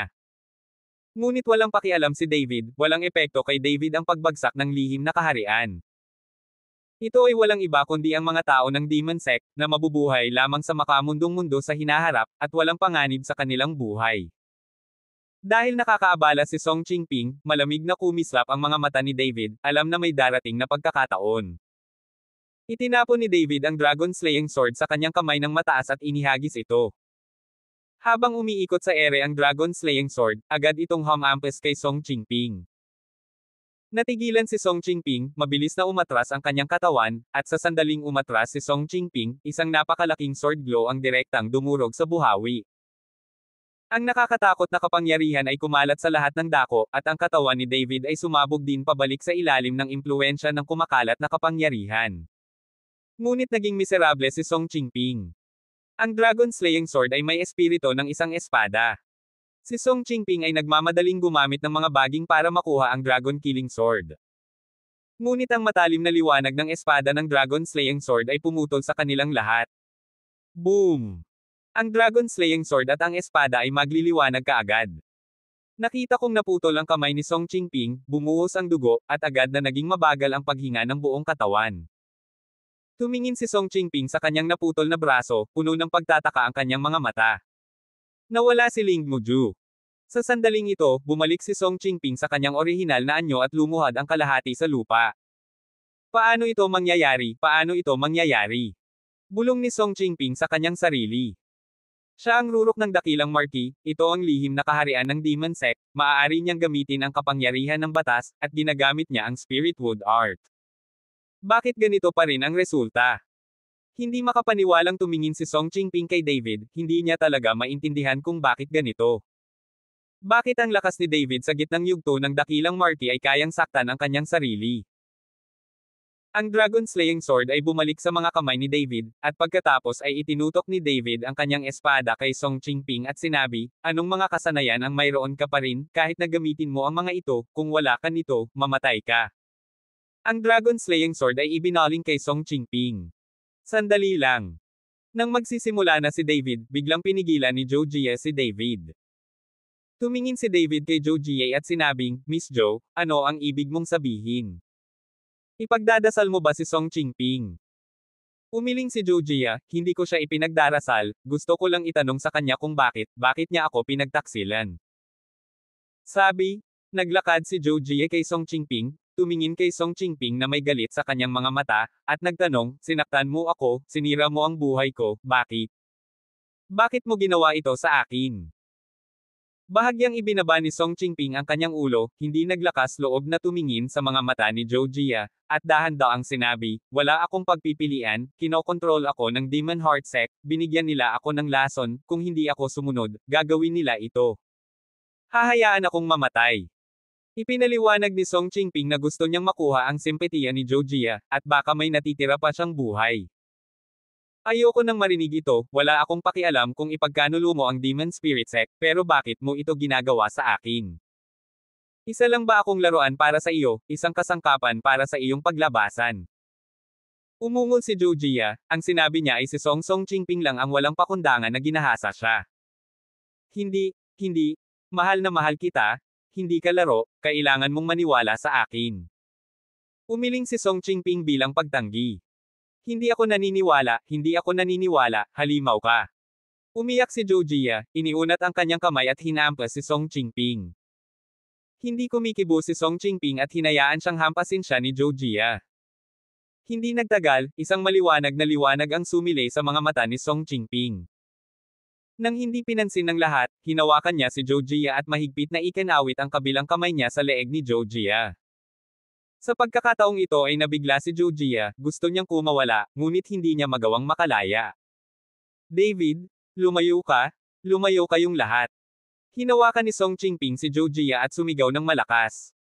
Siya ay tumatakbo, tumakas mula sa lihim na kaharian ng Demon Spirit Sect, at pagkatapos ay pumunta sa Demon Heart Sect. Nang makitang kinidnap si Zhou Jie, kinabahan si Hu Mazi. Song Qingping? Kung maglakas loob kang hawakan siya, dudurugin ko siya sa libu-libong piraso. Sigaw ni Hu Mazi kay Song Qingping. Ngunit walang pakialam si Song Qingping, at sinabing may malamig na ngiti, ikaw na matandang kalapitang mababa ang lipad, alam kong gusto mo siya at tinatitigan mo ang kanyang malalaking mapuputing binti, ngunit maaari mo lamang itong tingnan, at maaga pa ako. Pagod ka na ba sa paglalaro, anong karapatan mo para takutin ako dito? Kabanata 1708. Ang mga salita ni Song Qingping ay hindi nakapagsalita kay Humaz. Mukhang nahihiya si Zhou Jia at galit na sinaway si Song Qingping, Song Qingping, bastard ka, patayin mo ako, kung may kakayahan ka, patayin mo ako. Mr. Chen, iwanan mo ako, patayin siya, patayin siya. Nakuha ko siya.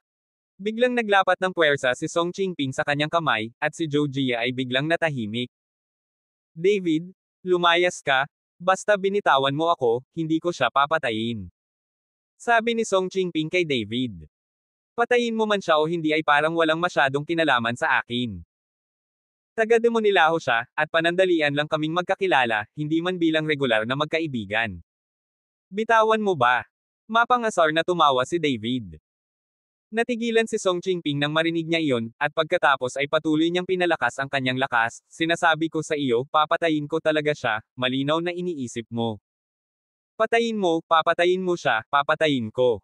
Ikaw. Naglakad si David patungo kay Song Qingping. Gayunpaman, nang maglakad si David patungo sa Song Qingping, tahimik siyang tumingin kay Humaz.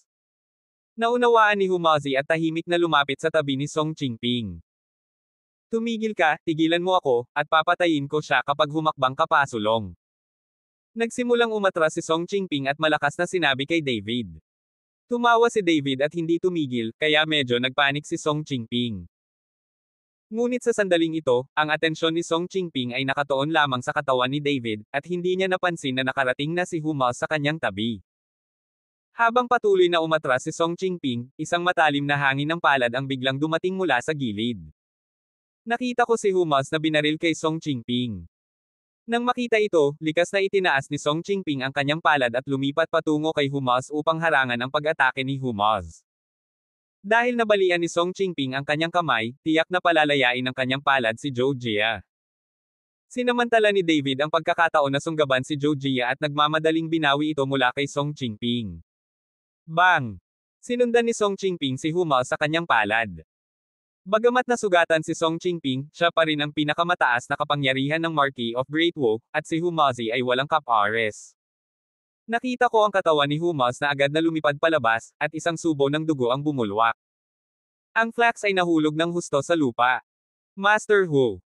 Nakita ito ni Zhou Jia, ang kanyang mga mata ay puno ng interpersonal na relasyon, at siya ay sumugod. Tumalikod si Song Qingping at gustong tumakbo, ngunit ang Dragon Slaying Sword na nasa kamay ni David ay bumaril, at ang Dragon Slaying Sword ay direktang tumago sa katawan ni Song Qingping. Tiningnan ni Song Qingping ang kanyang butas na katawan at bumagsak sa lupa ng may kalabog. Damn it, hindi nakapikit ang mga mata ni Song Qingping. Sa kabilang banda, mahigpit na niyakap ni Zhou Jia ang ulo ni Humaz at pinunasan ang dugo sa gilid ng bibig ni Humaz. Master Hu, gising, gising. Sigaw ni Zhou Jia sa pag-aalala. Para kay Humazi, ang kanyang mga mata ay nakapikit, ang kanyang ulo ay nasa mga bisig ni Zhou Jia, at ang bango ng kanyang katawan ay tumago sa kanyang ilong. Lumapit si David at tumingin lang kay Humaz na may maligamgam na ngiti sa gilid ng kanyang bibig. Mr. Chen? Tingnan mo si Master Hua, tingnan mo siya. Hiniling ni Zhou Jia kay David na alagaan si Humaz at alagaan siya. Sa kabilang banda, tumingin siya kay Song Qingping, na malapit ng mamatay, at tumakbo, kumuha ng kutsilyo, at tinadtad ang katawan ni Song Qingping. Dugo ang tumalsik, at halos tadtad ni Zhou Jia ang katawan ni Song Qingping bilang tinadtad na karne. Grabe ang eksena. Sa kabilang banda, inilagay ni David ang kanyang kabilang kamay sa palso ni Humaz. Sa kaunting puwersa, iminulat ni Humazi ang kanyang mga mata, at pagkatapos ay kumaway kay David ng desperadong. Nang matapos mag-ventilate si Zhou Jia, tumalikod siya at lumapit sa kanya, nag-aalalang nagtanong, Mr. Chen, kumusta si Master Hu? Si David ay mukhang masaya, at pagkatapos ay bumantong hininga, malubhang nasugatan si Master Hu, kailangan kong dalhin siya pabalik sa hotel para sa paggamot. Pagkatapos magsalita, tumingin si David kay Jiang Wei at sinabing, Brother Jiang, magpadala ka ng maghahatid kay Master Hu pabalik sa hotel, gusto ko siyang alagaan. Tumango si Jiang Wei at agad na inutusan ang mga tao ng pamilya Jiang na dalhin si Master Hu palayo sa lihim na kaharian. Nag-aalala si Zhou Jie sa kaligtasan ni Hu Moz, kaya sumama rin siya sa kanya. Mr. Chen, maraming salamat. Lumapit si Deacon Lo at nagpapasalamat na sinabi. Don't thank me, I'll do it for myself too. Kung tungkol sa Demon Sect, ikaw na mismo ang bahala. Pagkatapos magsalita ni David, sinulyapan niya ang mga taong iyon mula sa Demon Sect, at pagkatapos ay umalis kasama si Jiang Wei. Kung paano tinatrito ni Deacon Lo ang mga pinagtaksilan ng Demon Sect ay negosyo niya, hindi nakikilahok si David, at walang pakialam. Pagkatapos bumalik sa hotel, maingat na pinunasan ni Zhou Jie ang dugo sa gilid ng kanyang bibig gamit ang mga lingga. Miss Zhou, ako na ang bahala kay Master Hua, iwasan mo muna. Sabi ni David kay Zhou Jie. Tumango si Zhou Jie at saka lumabas ng kwarto. Pagkalabas ng silid, tinapik ni David si Humaz sa balikat, okay, lumabas si Zhou Jie. Binuksan ni Humazi ang kanyang mga mata at lasing na sinabi, masyadong magkatulad. Masyadong malambot. Sa pagtingin sa hitsura ni Humaz, hindi napigilan ni David na mapabuntong hininga, akala ko nagbago ka na ng isip pero ganoon ka pa rin. Pagkatapos lunokan ng gininto ang tableta ni Xiaoyo, nagbago si Humazi. Pagkaraan ng mahabang panahon, naisip ni David na ganap na magbabago si Humazi. What a old habit. I really like this girl. Not just sleeping with her. Mataimtim na sabi ni Humazi. Kung gayon wala kang pakialam na ang katawan ni Zhou Jie ay natutulog. Tanong ni David. Umiling si Humazi, wala akong pakialam, nakasama ko ang maraming tao, basta hindi niya ako gusto. Ayos lang, huwag kang mag-alala, tutulungan kita, humiga ka. Hiniling ni David kay Humata na humiga at muling ipikit ang iyong mga mata. Matapos ayusin ni David ang kanyang mood, lumabas siya ng silid kasama si Zhou Jie na naghihintay sa hallway. Nang makita niyang palabas na si David ay agad niya itong binati. Mr. Chen, kumusta si Master Hu? Tanong ni Zhou Jie. Hello. Bumantong hininga si David, at pagkatapos ay nag-alinlangan na sinabi, nataman ang mga laman loob ni Master Hu, at siya ay malubhang nasugatan. Natatakot ako. Natatakot ako. Tila nag-aalangan na magsalita si David at nagtanong sandali kay Zhou Jie. Excited na ang bata. Mr. Chen, dapat mong iligtas si Master Hu kahit anong mangyari. Ginawa niya ito dahil iniligtas niya ako. Hanggat kaya mo siyang iligtas, magagawa ko ang lahat. Pagkatapos noon, gustong lumuhad ni Zhou Jie kay David. Nagmamadaling hinawakan ni David si Zhou Jie at sinabing, hindi kailangang gawin ito ni Miss Zhou, at hindi ibig sabihin na hindi makakaipon si Master Hua, ngunit kailangan mong magbayad ng kaunti. Ano ang kailangan kong bayaran? Tanong ni Zhou Jie. Ito. Mukhang nahihiya si David, saka bumulong sa tenga ni Zhou Jie at sinabing. Pagkatapos magsalita, namula ang mukha ni David, ngunit napakalmado ni Zhou Jie. Hanggat mailigtas ko si Master Hu, handa akong gawin ang lahat. Isa na akong bulok na babae at wala akong magagawa. Pagkatapos magsalita, binuksan ni Zhou Jie ang pinto at pumasok sa kwarto. Nang makita ni David si Zhou Jie na naglalakad papunta sa kwarto, medyo komplikado ang kanyang puso. Hindi niya alam kung tama bang linlangin si Zhou Jie ng ganito, ngunit kapag nakikita niya si Zhou Jie na ganito, dapat ay mayroon din siyang magandang imahe ni Humaz. Pagtingin ko sa oras, napansin kong malapit na mag-umaga, at bumalik si David sa kwarto niya para magpahinga. Sa gabing ito ay labis siyang napapagod, ngunit si David ay nakahiga sa kama at maya-maya ay narinig niya ang paggalaw mula sa kanyang kamay. Sinundan ito ng sigaw ni na Zhou Jie at Humaz.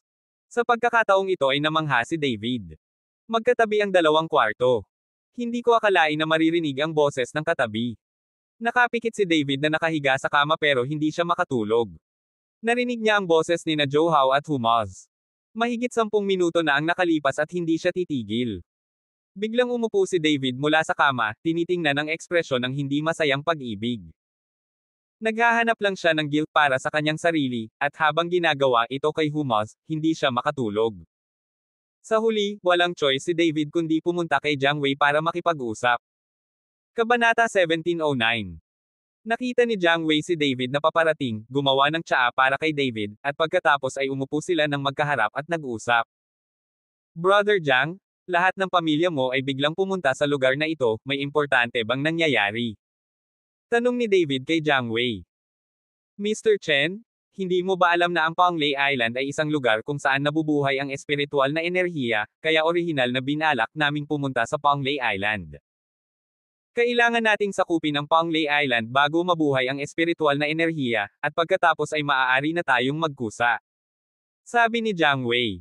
Napakaraming pamilya ang gustong pumunta sa Panglay Island, at pagkatapos ay mayroong labanan. Ang ganitong malapit na labanan ay magdadala ng kapahamakan sa bawat pamilya. Sabi ni David. Siyempre alam ko ang mga bagay na ito, ngunit ngayon ang malalaking pamilya at mga sekta sa lihim na mundo ay lahat ay gustong sakupin ang lugar kung saan naibalik ang espiritual na enerhiya, upang makapaghanda sila ng sapat bago maibalik ang espiritual na enerhiya ng buong mundo. Ang aming pamilya ay isang lihim na kaharian. Siya ang tagapagsalita ng malaking pamilya, kaya't maaari lamang siyang sumunod sa mga utos. Naunawaan ni Jiang Wei ang ibig sabihin ni David, ngunit hindi siya maaaring maging isang master. May paraan ba para pigilan ang pagbabalik ng espiritual na enerhiya? Kung talagang babalik ang espiritual na enerhiya at ang mga sekta ng iba't ibang lihim na mundo ay umalis sa kanilang mga lihim, ang panahong ito ay magiging magulo at lahat ng ordinaryong tao ay magiging malas. Alam ni David na ang mga walang kamatayang kultibadong pamilyang ito pagkatapos na lisanin ang lihim na mundo, walang sinuman sa buong mundo ang makakapigil sa kanila, kaya ang mga ordinaryong tao ay naging mga langgam. Sa panahong iyon, kapag ang mga pangunahing sekta at pamilya ay nakikipaglaban para sa mga mapagkukunan, ang mga ordinaryong tao ay nagdurusa. Ang gusto lang ni David ay pigilan ang espiritual na enerhiya na bumalik at hayaan ang mga pamilya ng lihim na kaharian na manatiling lihim sa lahat ng oras. Ang dahilan kung bakit ang secular na mundo ay may batas ng langit at lupa upang supilin ang mga tao ng lihim ay dahil ito ay kalooban ng Diyos. Kapag nabuhay ang aura, magulo ang buong mundo. Mr. Chen, gusto mo bang pigilan ang pagbawi ng aura? Nagulat si Jiang Wei, pagkatapos ay umiling at sinabing, hindi ko alam kung mapipigilan ko ito, ngunit ang espiritual na paggaling na ito ay napagpasyahan libu-libong taon na ang nakalilipas. Natatakot ako na walang makakapigil nito. Bahagyang kumunat ang noo ni David.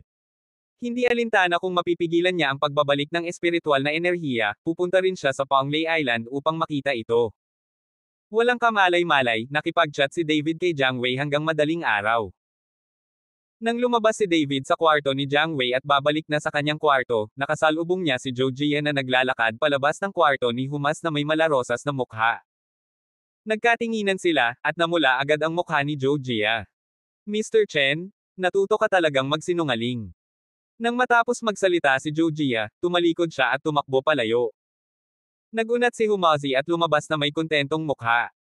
Matapos makita si David, tinapik niya ng diretso ang balikat ni David at sinabing, David, maraming salamat. Kung kailangan mo ako sa hinaharap, magsalita ka ng diretso. Nang makita ang nasisiyahang ekspresyon ni Humaz, bahagyang ngumiti si David, ngayong kontento ka na, dapat mong tretuhin ng mabuti ang iba sa hinaharap. Natural lang, si Zhou Jia ang magiging asawa ko sa hinaharap. Tumango si Humazi. Nang magpapahinga na si David, dumating si Xu Changsheng kasama si Shen Nongding. Si Xu Changsheng ay isang bituin at isang gabi dahil natatakot siyang maantala ang mga gawain ni David. Pagtingin kay Shen Nongding, medyo natuwa si David. Hindi niya alam kung anong uri ng mga halamang gamot ang maaari niyang linangin mula sa Polygonum multiflorem sa loob ng 10,000 taon. Pagkatapos magpaliwanag ng ilang salita kay Xu Changsheng, hiniling ni David kay Humaz na protektahan ang Dharma, at sinimulan niyang pinuhin ang medicinal pill. Gayunpaman, upang maiwasan ang mga aksidente, hiniling din ni David kay Jiang Wei na magpadala ng isang tao na magbabantay sa kanyang silid. Talagang natatakot siya na si Humazi ay nasa kanyang honeymoon sa mga oras na ito, kaya't maaari siyang matulog ng palihim. Matapos ilagay si Shen Nongding, bahagya na ibinato ni David ang 10,000 years Hishuo at direktang ibinato kay Shen Nongding. Kaagad pagkatapos, umupo si David na naka-crossleg, at isang maputlang asul na apoy ang sumiklab sa mga palad ng magkabilang kamay. Ito ang espiritual na apoy para sa pagdadalisay ng mga panggamot na table task. Ikinawi ni David ang kanyang mga daliri at napagtanto na agad siyang itinapon kay Shen Nongding, at hindi nagtagal ay nag-aapoy si Shen Nongding sa umaatungal na apoy. Kabanata 1938. Bahagyang ipinikit ni David ang kanyang mga mata, pinigil ang kanyang hininga, at itinoon ang lahat ng kanyang atensyon sa alchemy. Sa ilalim ng nakakapasong apoy ng espiritu, ang 10,000 taong gulang na Polygonum multiflorem ay dahan-daang naging likido, at si Shen Nongding ay naging isang kaaya-ayang halimuyak. Mabilis ang panahon. 3 araw na ang lumipas sa isang kisap mata, ngunit sa sandaling ito, ang loob ni Shen Nongding ay nagsimulang magliwanag ng maliwanag at magandang liwanag. Ang liwanag ay unti-unting lumiliwanag, at maging ang buong hotel ay tila balot ng maliwanag na liwanag na ito.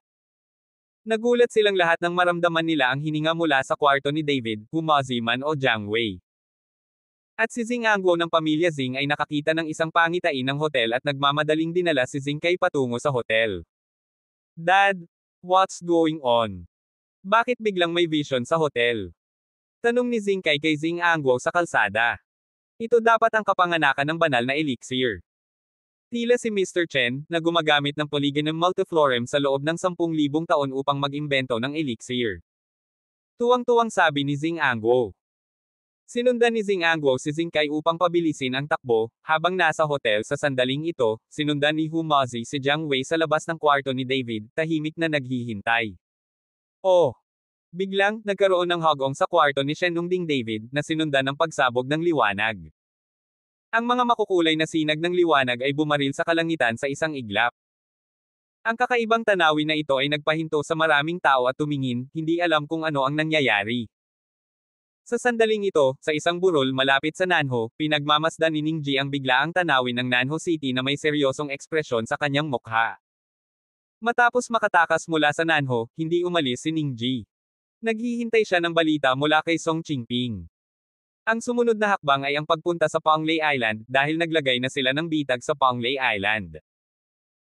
Kung pupunta si David sa Panglay Island, makakayanan ng bitag na ito si David, at magagamit din nito ang kakayahan sa pagbawi ng aura para buhayin si Gorfind. Kung hindi pupunta si David sa Panglay Island, ang bitag na ito ay para sa ibang mga pamilya, at hindi nila mapapanood ang ibang mga pamilya na sakupin ang Panglay Island. Ano ito? Napatingin si Ningji sa tanawin ng may pagtataka. Shen Pil was born, it must be David. I didn't expect that one Ian herb was in his hands, and he could actually practice Shen Pil. Dahan-daang sabi ng magic messenger ni Ningji. Divine Pil. Si Ningji ay naliligaw. Wala siyang masyadong alam tungkol sa mga medicinal pill, at ni hindi niya alam kung ano ang divine pill. Ang holy pills ay heaven level pill. Dapat mong malaman na kung mas mataas ang level ng mga pills, mas mahirap itong pinuhin at mas hinihingi ang pill furnace. Hindi ko inaasahan na magagawa ni David na magpino ng mga table tasks. Ang pinakamahalagang bagay ay kung paano siya magkakaroon ng pill furnace na maaaring magpino ng mga divine pill. Ang David na ito ay may higit at higit pang mga lihim. Umaasa ako na sa pagkakataong ito kapag ang espiritual na enerhiya ay nakuhang muli, ang nakatagong panganib na ito ay maaaring ganap na maalis. Baka sa boses ng magician ang pag-aalala. Senior, may mga eksperto sa paligid ni David na tutulong, natatakot kami na mahirap tanggalin si David, di ba? Sa sandaling ito, maraming nagtatagal na takot sa puso ni Ningji pagkatapos ng labanan ilang araw na ang nakalipas, dahil sa tuwing nakikipaglaban siya kay David, nauuwi ang lahat sa kabiguan. Natatakot ka ba? Ang tanong ng salamangkero. Ako. Hindi alam ni Ningji kung paano tutugon, ngunit ngayon ang mga naunang layunin ni Ningji ay nagsimulang humina nang paulit-ulit siyang tinatalo ni David. Di ba ilang beses ka na lang nabigo?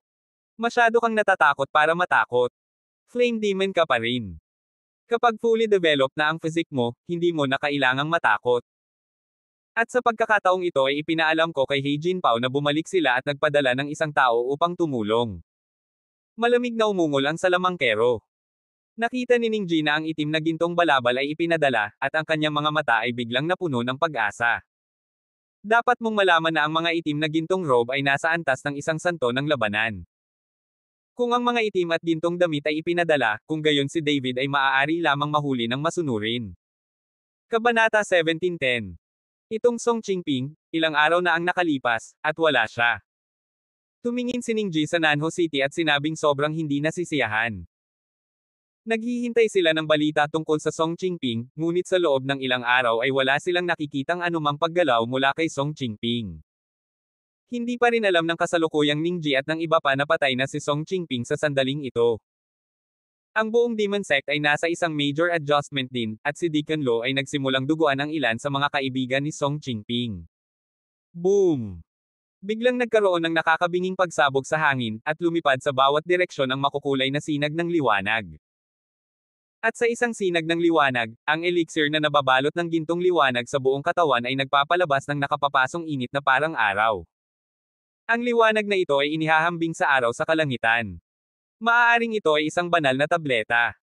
Namamangha si Ning Ji sa nagniningning na tableta sa hangin. Kaagad pagkatapos, isang figure ang bumangon sa langit, inabot at kumuha ng tabletang gamot. Hindi nagtagal, ang tableta ng gamot ay natigil, at ang nakasisilaw na liwanag ay agad na nawala, at ang buong hangin ay naging kalmado. Binuksan ni David ang kanyang kamay at tumingin sa tableta ng gamot na mahinang umaagos ng gintong liwanag, ang kanyang puso ay labis na nasasabik. Ito ang Ziyang Pill. Si David ay puno ng pananabik at medyo nanginginig. Alam niya na ang Ziyang Pill na ito ay makapagpapaangat sa kanya mula sa gitnang yugto ng lakas ng Great Marquis hanggang sa huling yugto, at maging sa pinakamataas na lakas ng Great Marquis. Sa katunayan, nang pinuhin ni David ang Ziyang Pill na ito, kinuha din niya ang elemento ng pagsusugal. Kailangan mong malaman na walang 100% rate ng tagumpay sa alchemy. Kung mas mataas ang antas ng tableta, mas malaki ang pagkakataong mabaigo. Kung si David ay sumisipsip at magpino lamang ng polygonum multiflorem sa loob ng 10,000 taon, ang pagtaas ng lakas ay hindi magiging mahusay, ngunit maaari itong pinuhin sa Ziyang Pill na ito, na maaaring gumawa ng lakas na tumaas ng mabilis. Ngunit ang pagpino ng Ziyang Pill ay mapanganib din. Kung mabaigo ito, hindi lamang makukuha ni David ang Ziyang Pill, ngunit mawawala rin ang 10,000 years polygonum multiflorem, at maging ang espiritual na kapangyarihan ng panahong ito ay mawawala ng walang kabuluhan. Tama lang ang taya ni David sa pagkakataong ito, at ito rin ang merito ni Shen Nongding, ang sinaunang Shending, hindi ito biro. Dahan-dahang nahulog si David kasama ang Ziyang Pill, si Humazi at Jiang Wei ay nagmamadaling umakyat. David, ikaw. Isa ka bang refined elixir? Tuwang-tuwang tanong ni Humazi. Ngumiti si David at tumango. Ikaw anak, ikaw ay masyadong matapang na gumawa ng isang banal na tableta. Kung ito ay nabigo, ang polygonum multiflorem ay mag-aaksaya ng 10,000 taon. Ikaw ay talagang maglakas loob na maglaro. Sabi ni Humazi sa takot pagkaraan ng ilang sandali. Hindi ba sugal lang ang buhay? Walang nakakaalam kung ano ang kinabukasan nila. Bahagyang ngumiti si David. Grabe ka, kung ako lang, hindi ako maglalakas loob. Nag-thumbs up si Humazi. Sa oras na ito, dumating din sina Xing Angguo at Xing Kai. Matapos makita si David, ang mga mata ni Xing Angguo ay puno ng inggit. Mr. Chen? Congratulations! Congratulations! Congratulations sa iyong divine elixir. Mabilis na bumati si Xing Angguo. Tangshi? Ipinangako ko na pinuhin ang San Yuan Dan para kay Patriarch Xing, isusulat ko ang recipe, maaari mong ihanda ang mga materyales. Mahinang sabi ni David. Ngayong pumayag na siya, gagawin ito ni David, at ngayong nandito na si Shen Nongding, magiging mas madali ang pagpino sa San Yuan Dan.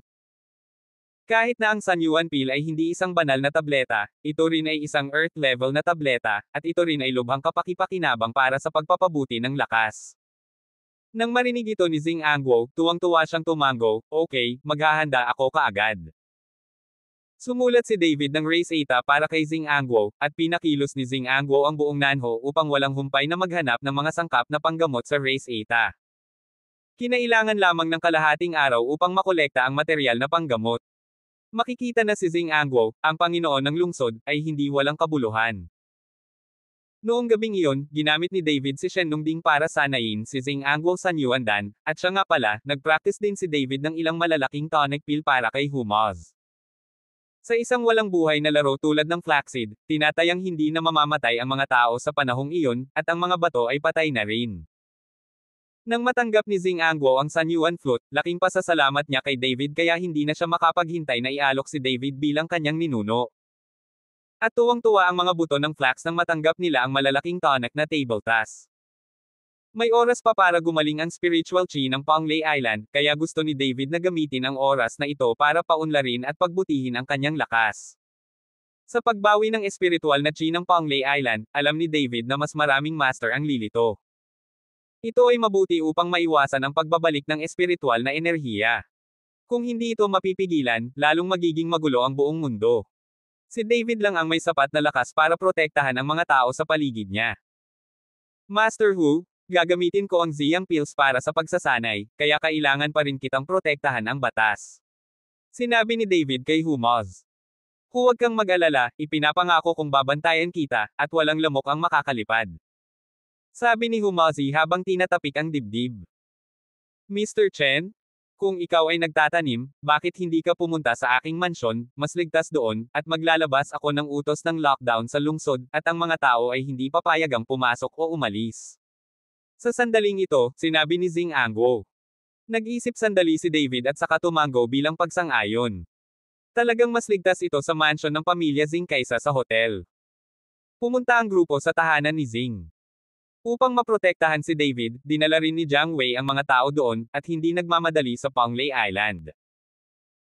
Naka-cross-legged si David sa lihim na silid na inihanda ni Zing Angguo para sa kanya, hawak ang Ziyang Pill sa kanyang kamay, ang espiritual na kapangyarihan tulad ng mga bundok at dagat ay patuloy na sumusugod sa katawan ni David. Nilunok ni David ang Ziyang Whistle sa isang subo. Isang nakakatakot na aura ang bumalot sa buong katawan ni David. Sa sandaling ito, si David ay tila naliligo sa isang dagat ng espiritual na enerhiya, at maaari niyang hayaan siyang bumangon. Habang nakatutok sa puso, nagsimulang lumitaw ang maliliit na puyo ng tubig mula sa katawan ni David, at ang makapal na espiritual na enerhiya ay ginawang puno ng puting ambon ang paligid ni David. Bahagyang kumunat ang noo ni David. Bagamat mapapabuti ni Ziyang Dan ang kanyang lakas, dahil sa nakakabaliw na impluwensya, kinailangan ni David na magtrabaho ng husto upang kontrolin at makabisado ang lakas na ito. Unti-unting bumubuti ang kapangyarihan ni David, at nagsimulang lumakas ang kanyang katawan. Ang oras ay lumilipad minuto-minuto, kalahating buwan sa isang kisap mata. Sa nakalipas na 6 na buwan, nanatiling hindi kumikibo si David sa sekretong silid. It's been half a month? Okay na si Mr. Chen, right? Nag-aalalang tanong ni Zing Angguo. Kailangan mong malaman na magaling si Shendan, pero malaki rin ang epekto nito sa katawan. Kung hindi ito kakayanin ng katawan, malamang na mapanganib ito. Ito ay mabuti, ang anak ni David ay isang tunay na gininto ang katawan ng dragon, isang banal na tableta, at hindi nito sisirain ang kanyang katawan. Uminom si Humazi ng alak at hindi nag-alala. Sa panahong ito, kumakanta si Humazi tuwing gabi, at si Jojia ay naging mas kaakit-akit sa ilalim ng moisturizing ni Humazi, at ang kanyang balat ay naging mas mapatla at mas kaakit-akit. Nang makita si Jojia, hindi na mabilang ang lina na batang ito. Master Hu, wala ba talagang mali kay Mr. Chen? Medyo nag-alala din si Jiang Wei. Kung tutuusin, kalahating buwan na, at walang gumagalaw sa secret room, ni hindi nila maramdaman ang paghinga ni David. Don't worry. If I say it's okay, it's definitely okay. Ang katawan ni David.